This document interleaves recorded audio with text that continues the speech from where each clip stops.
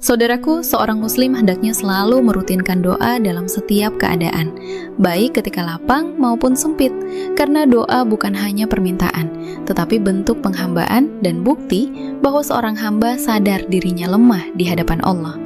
Banyak manusia hanya rajin berdoa ketika sedang terhimpit masalah, sedangkan ketika diberi kelapangan hidup, justru lalai menengadahkan tangan.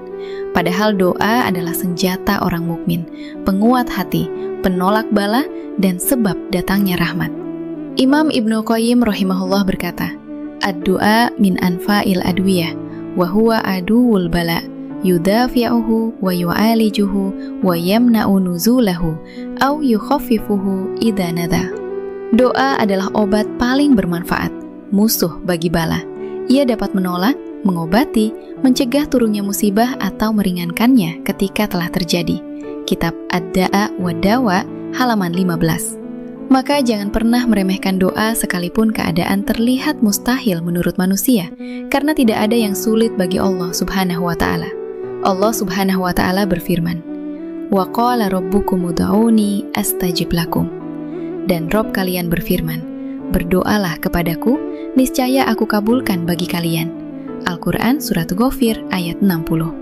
Ayat ini menunjukkan bahwa doa adalah perintah langsung dari Allah, dan terkabulnya doa adalah janjinya. Namun banyak manusia menginginkan doa yang kuat, sementara hatinya lalai, lisannya kotor, dan hidupnya dipenuhi perkara haram. Nabi SAW bersabda, "Ud'ullaha wa antum muqinuna bil ijabah, wa alamu annallaha la yaqbalu du'aan min qalbin ghafilin lahin." Berdoalah kepada Allah dengan keyakinan akan dikabulkan, dan ketahuilah bahwa Allah tidak menerima doa dari hati yang lalai dan tidak serius. Hadis riwayat At-Tirmidzi nomor 3479 dan Al-Hakim jilid 1 halaman 493. Karena itu jangan hanya sibuk meminta, tetapi perbaiki pula hati, makanan, pekerjaan, dan penghasilan, sebab perkara haram menjadi penghalang besar terkabulnya doa. Nabi SAW menceritakan tentang seseorang yang kusut rambutnya, berdebu tubuhnya, menengadahkan tangan sambil berkata, "Ya Rob, ya Rob." Namun makanannya haram, minumannya haram, dan pakaiannya haram. Maka bagaimana mungkin doanya dikabulkan? Hadis riwayat Muslim nomor 1015. Syekh Shalih Al-Fauzan hafizahullah berkata, "Aklul haram min a'dhami mawani'i ijabatid du'a." Memakan yang haram termasuk penghalang terbesar terkabulnya doa. Kitab Al-Muntaqo min Fatawa jilid 1 halaman 97. Maka seorang muslim hendaknya menjaga kehalalan hidupnya.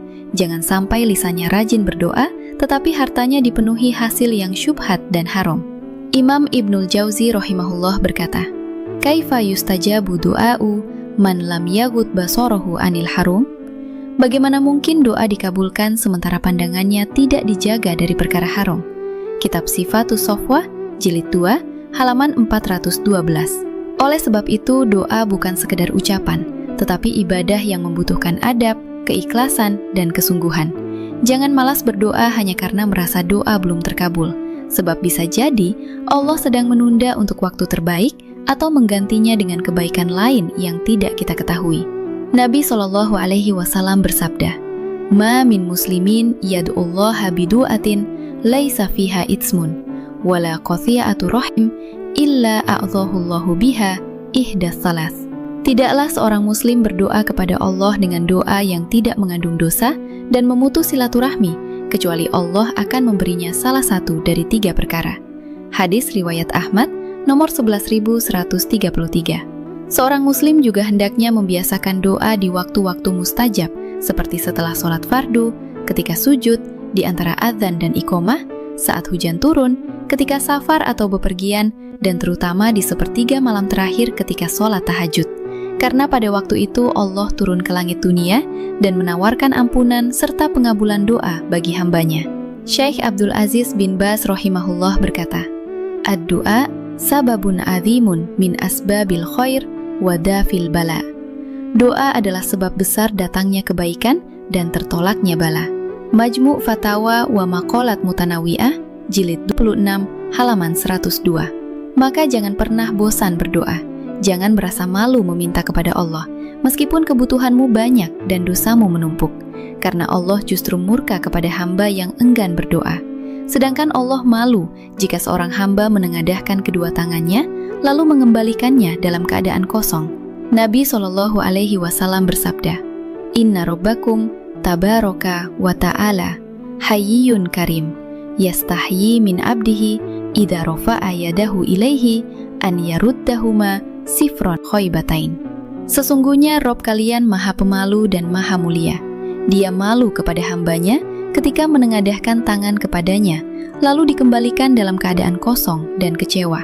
Hadis riwayat Abu Dawud nomor 1488 dan At-Tirmidzi nomor 3556. Maka perbanyaklah doa dalam setiap keadaan, karena sebesar apapun masalahmu, tidak ada yang lebih besar daripada rahmat Allah. Wallahul musta'an.